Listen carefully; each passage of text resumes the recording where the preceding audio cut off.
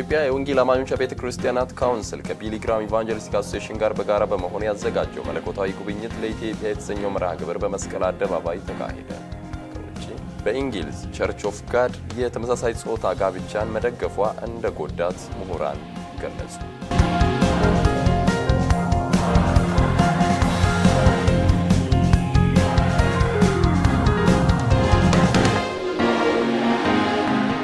ሰላም የተወደዳችሁ የእግዚአብሔር ቤተሰቦች ከእግዚአብሔር ከአባታችን ከጌታም ከኢየሱስ ክርስቶስ ጸጋና ሰላም ይብዛላችሁ። ከቴሌቪዥን የሰዓቱ መረጃዎች ይዘን ቀርበናል። አስጨናቂ ሀብታው መረጃውን በመብራት አብሬያችሁ ቆያለሁ።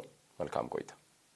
መለኮታዊ ጉብኝት ለኢትዮጵያ በተሰኘው መርሃ ግብር ላይ እንግዲህ የኢትዮጵያ ወንጌል አማኞች ቤተክርስቲያናት ካውንስል ከቢሊ ግራም ኢቫንጀሊስቲክ አሶሲዬሽን ጋር በመተባበር የካቲት 29 እና 30 በዚሁ በአዲስ አበባ መስቀል አደባባይ መንፈሳዊ መርሃ ግብርን አከናውኗል። እኛም በዝግጅት ክፍላችን በኩል እዛ ልንገኝ ችለን ነበረ። ሪፖርተራችን ሮማን ከሊል እዛ አካባቢ የነበረውን ድባብ ቃኝታለች። ወደ እናንተ የምታደርስ ይሆናል።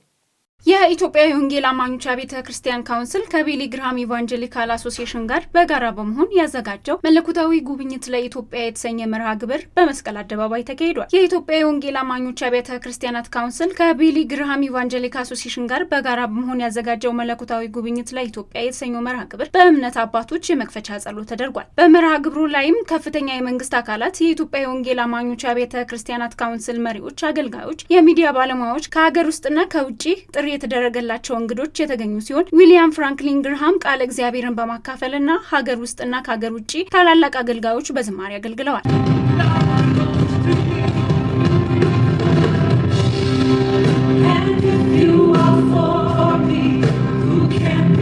የኢትዮጵያ ወንጌል አማኞች ቤተክርስቲያናት ካውንስል ጠቅላይ ጸሐፊ ቄስ ደረጀ ጀንበሩ ወደ አደባባይ የመጣንበት ብቸኛ ምክንያት ኢየሱስ ክርስቶስ ነው፣ ሌላ አጀንዳ የለንም ሲሉ በመድረኩ ላይ ባደረጉት ንግግር ተደምጠዋል። ከ320 ሺህ በላይ ሰው መስቀል አደባባይ የእግዚአብሔርን ቃል ለመስማት በመገኘቱ የተሰማኝ ትልቅ ደስታ እገልጻለሁ። ከዛሬ 35 ዓመታት በፊት ነበር ወላጅ አባቴ ቢሊ ግራም ወደ ኢትዮጵያ መጥቶ ወንጌልን የሰበኩት። እኔም ዛሬ እዚህ ቆሜ መስበክ በመቻሌ እጅግ በጣም ደስተኛ ነኝ። ቀናቱ መገጣጠማቸው የእግዚአብሔር ስራ ነው። ይህን ያሉት በመስቀል አደባባይ ያገለገሉት ፍራንክሊን ግርሃም በማህበራዊ ትስስር ገጻቸው ባሰፈሩት መልእክት የተወሰደ ነው። አክለውም ወንጌል ኃይል አለው። ዛሬ ንስሐ በመግባት ኢየሱስ ክርስቶስን ለመከተል ስለወሰኑ ሰዎች ጌታን እናመሰግናለን። ኢየሱስ እንዲህ አላት፣ ትንሣኤና ሕይወት እኔ ነኝ። በእኔ የሚያምን ቢሞት እንኳን በሕይወት ይኖራል። በእኔ የሚኖር የሚያምንብኝም ከቶ አይሞትም። ይህን ታምኛለሽ? ታምናለህ? ዮሐንስ ወንጌል ምዕራፍ 13 ከቁጥር 25 እስከ 26 በማለትም ተናግረዋል። ከ1600 በላይ አብያተ ክርስቲያናት በዚህ መርሃ ግብር ላይም ተሳታፊ ሆነዋል። የዝግጅት ክፍላችን በስፍራው ተገኝቶ የነበረው ድባብ በተመለከተ ተሳታፊ ከነበሩ የወንጌል አማኞች ጋር ቆይታ አድርጓል። ቲቪን አመሰግናለሁ።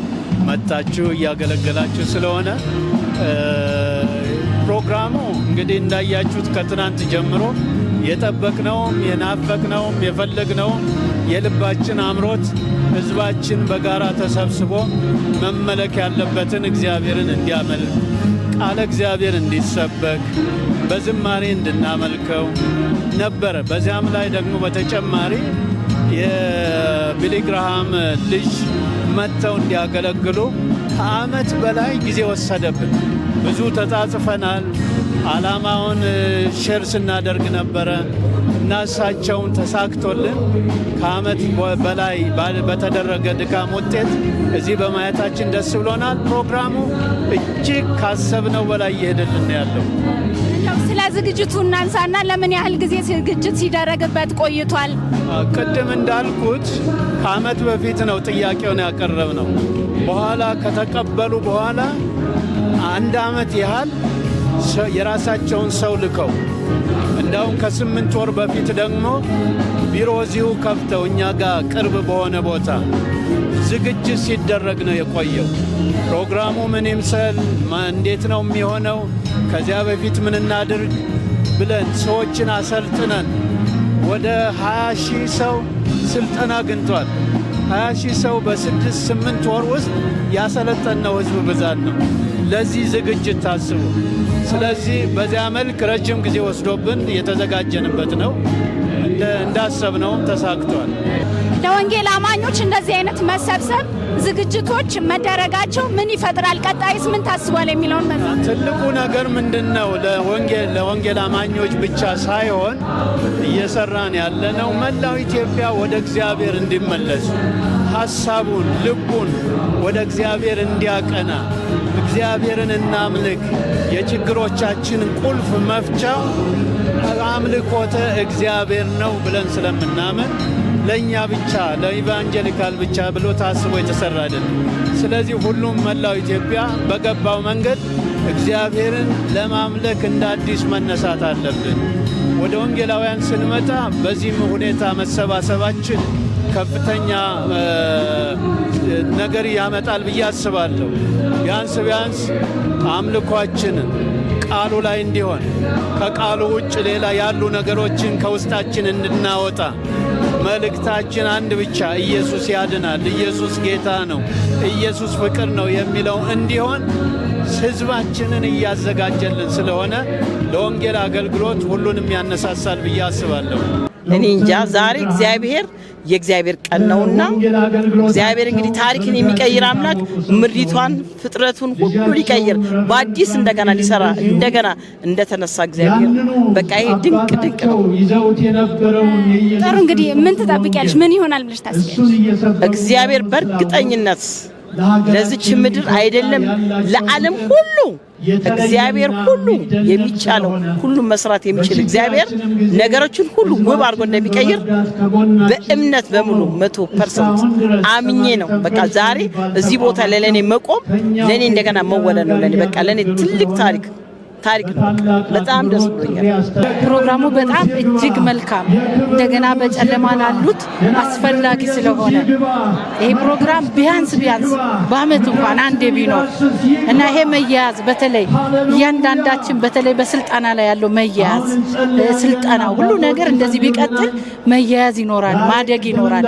ለጨለማ ውስጥ ላሉ ደግሞ ብርሃን ይሆናል ብዬ አስባለሁና ይሄ ፕሮግራም በጣም ተጠናክሮ ቢቀጥል የማይቋረጥ አመታችን አልፎ ሳይሆን ወይም ቢያንስ በአመት ቢሆን እጅግ ደስ ይለኛል። በዲላና አካባቢው አጥቢያዎች ህብረት ከ116 አጥቢያዎች ለወጡ መሪዎች የመሪነትና ሁለንተናዊ እድገት ስልጠና ኮንፈረንስ ተካሄደ። በስልጠናው ከ3000 ለሚበልጡ የወጣት የሴቶች የአባቶችና የልጆች አገልጋዮች መሪዎች ተሳታፊ ሆነዋል። በፕሮግራሙ ጅማሬ የህብረቱ ሰብሳቢ በጸጋው ጂዳ የምንመራውን ህዝብ ባለቤቱ እግዚአብሔር ወደሚፈልግበት ለመምራት እርሱን ወደምንሰማበት ተራራ እንኳን ደህና መጣችሁ በማለት የመክፈቻ ንግግር ካደረጉ በኋላ ለወንጌል ዋጋ የከፈሉ አባቶች የመክፈቻ ጸሎት እንዲያደርጉ ጋብዘዋል። በመቀጠልም የቀጠናው ዋና ጸሐፊ የሆኑት ወንድም ጥላሁን መኮንን ጌታችን ኢየሱስ ክርስቶስ 12 ሰዎችን በመምረጥ መለኮታዊ አጀንዳውን እንደፈጸመ ዛሬም ምክር በመስጠትና አቅጣጫውን በማሳየት ለጠራን ጥሪ እንደሚያስታጥቀንና በተሰጠንም የመሪነት አደራ በየአጥቢያው ትልቅ ስራ እንስራ በሚል ለጉባኤው መልእክትን አስተላልፈዋል።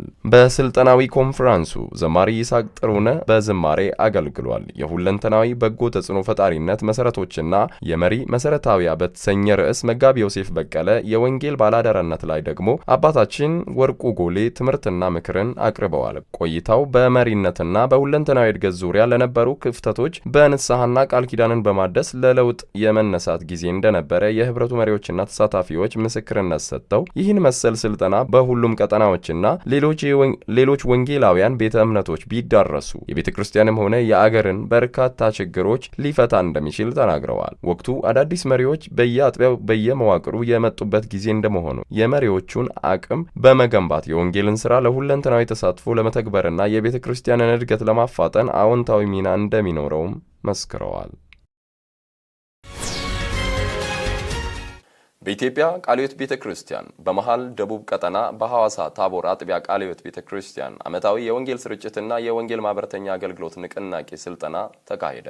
ባልደረባችን ጽጌረዳ አለሙ ተጨማሪ አላት። የካቲት 23 2017 ዓ.ም በሐዋሳ ታቦር ቃለ ሕይወት ዓመታዊ የወንጌል ስርጭት የወንጌል ማህበረተኝነት አገልግሎት ንቅናቄ ስልጠና ተካሂዷል። ስልጠናውን የሰጡት የኢትዮጵያ ቃለ ሕይወት ቤተክርስቲያን ዋናው ጽሕፈት ቤት ሚሽንስ መምሪያ የወንጌል ማህበረተኝነት አገልግሎት ዋና አስተባባሪ መጋቢ ተክሉ ጋሻው ሲሆኑ የስልጠና ዋና ሐሳብና የዕለቱ መልእክት አንደኛ ቆሮንቶስ ምዕራፍ 9 ቁጥር 20 ላይ በወንጌል ማህበረተኛ ሆን ዘንድ ስለ ወንጌል ሁሉን አደርጋለሁ ከሚለው መልእክት በመነሳት የቤተክርስቲያኒቱን አባላት በሙሉ አገልግሎት አገልጋዮች ተገልጋዮች ማድረግና ስራን በመስራት በሰንሰለት ጸሎት በወንጌል ምስክርነትና ካላቸው በመስጠት የልጆች አገልግሎት እስከ አዋቂ ድረስ ለወንጌል እግርና አፍ እጅ በመሆን ወደ ጥፋት የሚነዱትን መታደግና መመለስ የቤተክርስቲያኒቱ ኃላፊነት እንደሆነ መጋቢ ተክሉ መልእክት አስተላልፏል። የሐዋሳ ታቦር ቃለ ሕይወት ቤተክርስቲያን ከዚህ ቀደም ከሀገር ውጭ ማለትም ወደ ህንድ፣ ደቡብ ሱዳን ሚስዮናውያንን በመላክ የምትታወቅ ቤተክርስቲያን ስትሆን በአሁኑ ወቅት በኤርትራ አንድ ሚስዮናዊ እንዲሁም በሀገር ውስጥ በደቡብ ኦሞ፣ በቦረና፣ በምስራቅ ኢትዮጵያ ልዩ ልዩ ቦታዎች በሰሜን ኢትዮጵያ ሀገራችን ክፍል ጭምር 12 ብሔራዊ አካባቢያዊ ወንጌላውያንን አሰማርታ የጌታችን የኢየሱስ ክርስቶስን ትእዛዝ እየተወጣች እንደምትገኝ የቤተክርስቲያኒቱ ሰብሳቢ አቶ ምንተስኖት መዓዛ ተናግረዋል።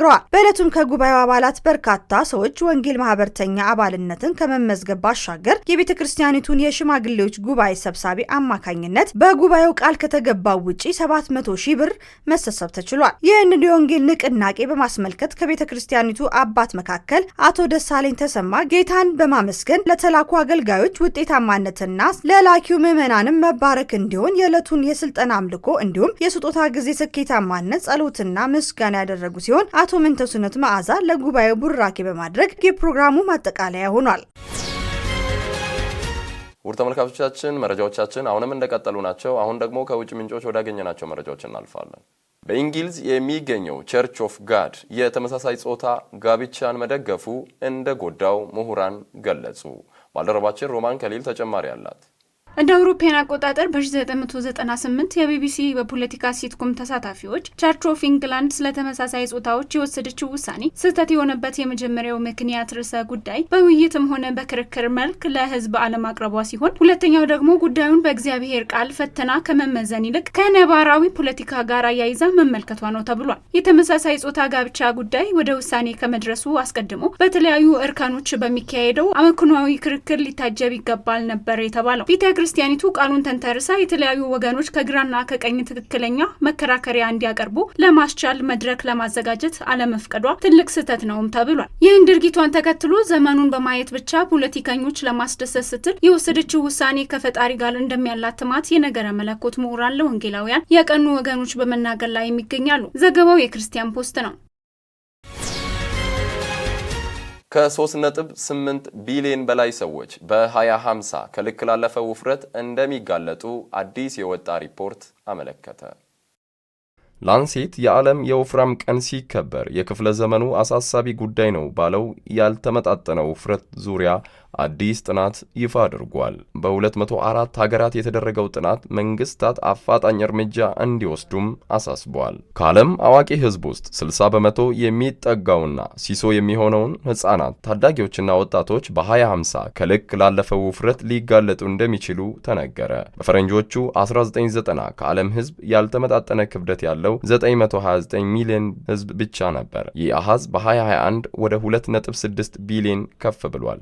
መንግስታት የክፍለ ዘመኑን አሳሳቢ የጤና ችግር ለመቅረፍ ካልቻሉና አሁን ባለበት ፍጥነት ከቀጠለ ከ15 ዓመታት በኋላ አሃዙ ወደ 3.8 ቢሊዮን ከፍ እንደሚል የላንሴት ጥናት አመላክቷል። ከ204 ሀገራት የተሰበሰበ መረጃን መሰረት ያደረገው ጥናት በህፃናት ላይ ውፍረት የማጋጠም እድሉ በ121 በመቶ ከፍ ማለቱንም ነው የጠቆመው። ከልክ ያለፈው ውፍረት የሀብታም ሀገራት ችግር ተደርጎ ቢታይም በተገላቢጦሹ ነው የሚለው ጥናቱ አነስተኛ ገቢ ባላቸው ሀገራት በፍጥነት እየጨመረ መሆኑንም አብራርቷል። በ2050 3.8 ቢሊዮን ይደርሳል ተብሎ ከተተነበየው ወፍራም ህዝብ ውስጥ ሲሰው በመካከለኛው ምስራቅ፣ ሰሜን አፍሪካ፣ በላቲን አሜሪካና ካሪቢያን ይኖራሉ ተብሎም ተገምቷል። ፈጣን የህዝብ ቁጥር እድገት የሚታይባቸው ከሳራ በታች ባሉ የአፍሪካ ሀገራት ደግሞ 522 ሚሊዮን ህዝብ ላልተመጣጠነ ክብደት ሊጋለጥ ይችላልም ተብሏል። አጥኚዎቹ ክብደትን ለመቀነስ የሚወሰዱ መድኃኒቶችን ከግምት ውስጥ እንዳላስገቡ